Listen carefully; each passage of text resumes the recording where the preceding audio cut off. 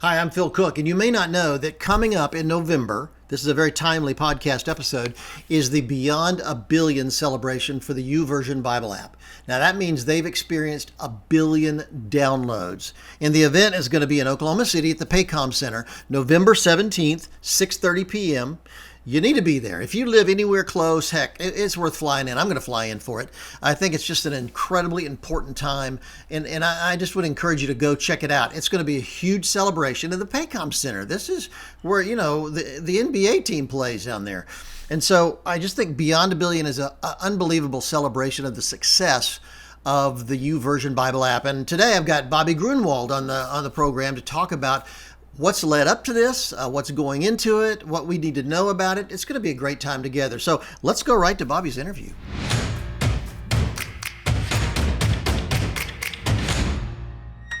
Bobby, welcome to the podcast. This is a big time for you. I know you've been insanely busy over the last 5 or 6 months, right? I had a few things going on, but man, it's good to be with you, Phil, for sure. Always good to be with you. The Beyond a Billion event. Now, it's coming up in November. Yeah. And what is that all about? Celebrating what? Yeah, well, normally we're pretty bad about celebrating. Terrible, actually. And we have I a don't know. I've been with you milestone. in a few celebrations, and they're pretty wild. Well, I just put it this way. We had, I think for half a billion devices that download the Bible app, we had 30 people at a dinner. That was our celebration, Okay. We might have done something else, but it wasn't nearly that much. And so anyway, we have a milestone coming up of 1 billion downloads of the Bible app Lite, kind of our apps. That's going to come this November. And I felt like this would be an opportunity to really highlight how the Bible is alive. This is a celebration of the Bible. And we call it Beyond a Billion because obviously we really feel like there's a whole lot more that's yet to come. But we want to use it not as a time to just celebrate a milestone, but really to celebrate the Bible. And our data point is like evidence of what's happening globally, that beyond just our app, print Bible sales, Gen Z, lots of momentum around the Bible. So we decided to do an event.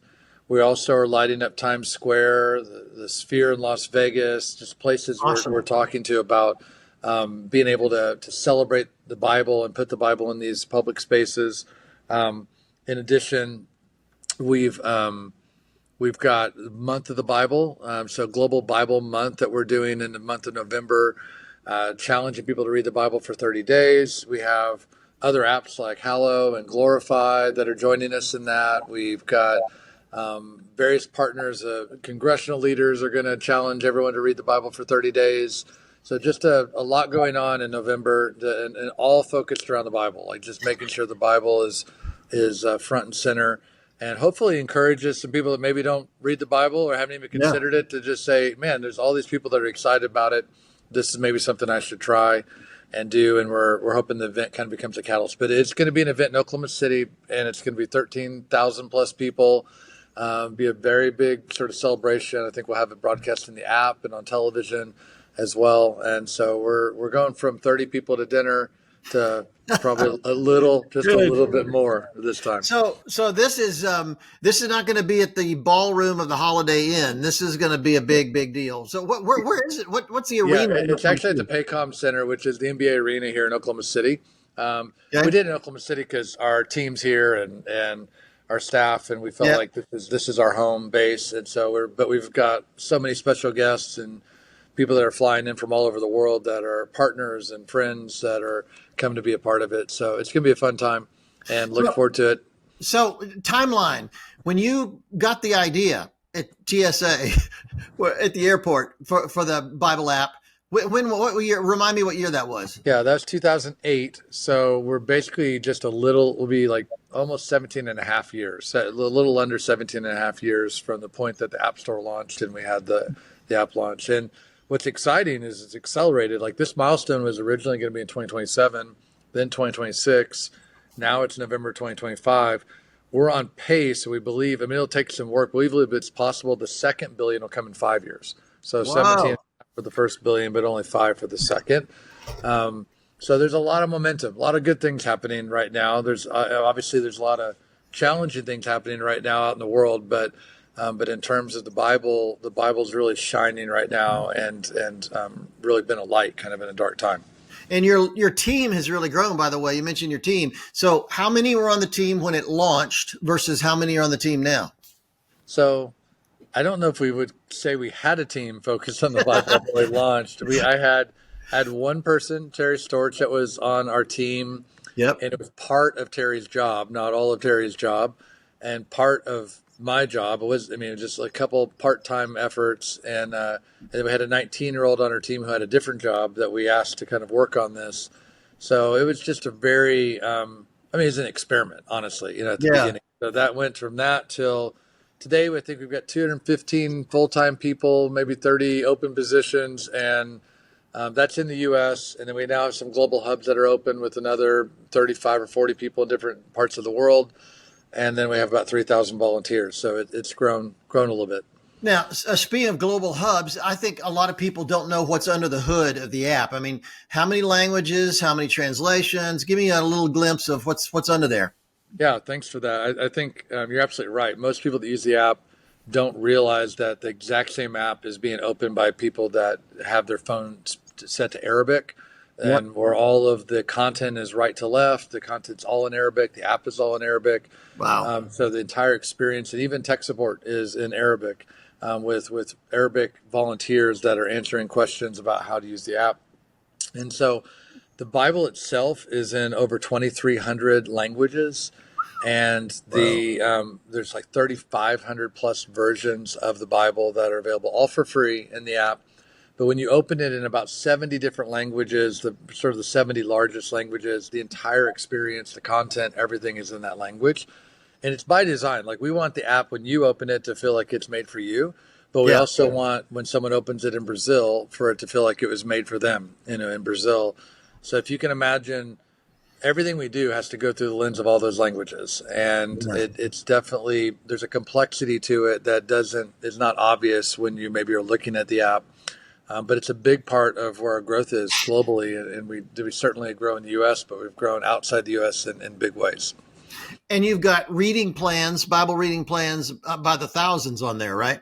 Yeah, we actually have thousands of partners that have maybe tens of thousands of Bible reading plans available. And that's one of the popular features for sure, whether it's reading through the entire Bible in a year, topical plans that are for new believers. Just if you've got kind of a felt need, an issue, a topic, we probably have a plan or maybe 50 plans on it. And so it's definitely one, and that's of course grown over time. And we started with just a couple, and we've seen all these partners over time come be a part of it. And the reading plan for my book, The Way Back, has probably blown everybody away. So we don't need to go into that in detail. Setting records. Of course it is. Yeah. Every time somebody completes it, it's a new record for that plan. It's just higher and higher every time. Yeah. Well, it's few and far between, but hey, we're doing our best. So you also have stuff for churches to use for like their for notes and things like that. Explain some of the resources that the app does there, because I know millions of people don't know what that is all about. Yeah. No, we several years ago we added a feature that it's called Events, but it basically allows you to take your outline from your message and put it in the app so that your congregation can follow along, and has the scripture passages that you're going to read in the various outlines. There's even some room for announcements and links to things that people put in there.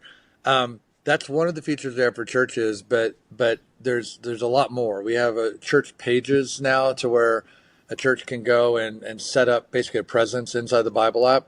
People that are in your congregation can set your church as their church. And when you do that, or when they do that, as a pastor or church leader, you now are able to have a view into the collective Bible engagement of your congregation. Like, it doesn't do obviously any individual information, but you can say these are the trends, what people are searching for, the types of Bible plans people are doing, which is a whole new data set for pastors to be able to learn more about what's happening in their congregation. And then we also let you feature a Bible plan as a church, and there's a new comm channel where you can send messages and posts to people that are part of your congregation. There's a lot more stuff that's coming under that umbrella, but we really want the Bible app to not ever be something that's a replacement for church, because we believe so strongly in the local church that we actually want the Bible app to be in some ways a pathway for people that aren't connected to church to connect to church communities, and obviously as a tool that serves the church and helps get churches engaged in Scripture and things that pastors obviously want to do. The fact that the Bible app's a part and a ministry from a local church, Life Church, is evidence of our connection to the church and our commitment to it. That's fantastic. So if there's one thing about the app that you think people don't know, what would that be? I'd probably say the number one, probably most significant feature that maybe is underutilized outside of the church thing we just talked about, which is new, would just be the fact that we do have a social component to the app. The Bible app you're not alone when you use the Bible app. But for years, if you used it, you would have presumed you were. Like you would just think, oh, I'm the only person in this. Yeah. And the enemy uses aloneness to kind of isolate people and make them feel like nobody else understands, what's going on. We actually designed several years ago just like a friend concept in the app that lets you take trusted relationships. It is not designed to be something where you have thousands of followers. Yeah. It's actually limited in the number because we want to be people that you know and trust. It's not a dating app. It's not a dating app. No, it's not that. But what we find is people do plans with friends, like which creates a level of accountability and conversation, to it. That's a very popular feature that more and more people are discovering.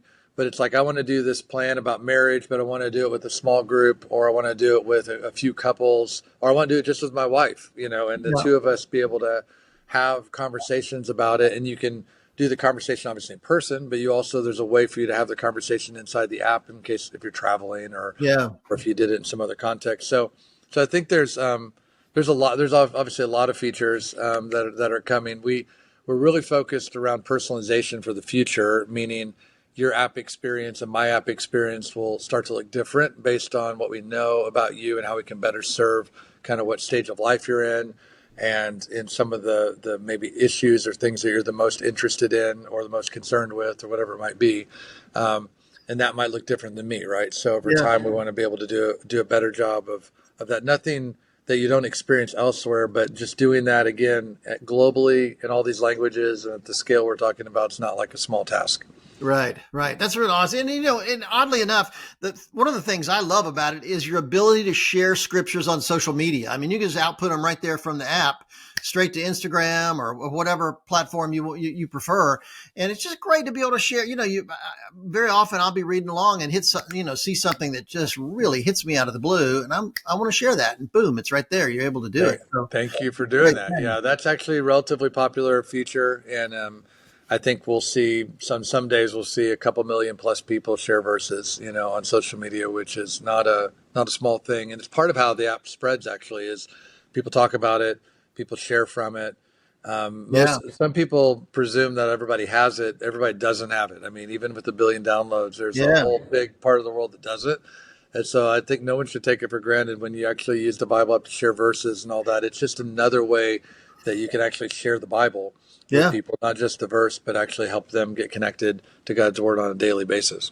Now, at the event in November, you're also doing like is it an all day or multi-day, some seminars, sessions where people can come in and meet people and learn more about it, classes, things like that. What's that all about?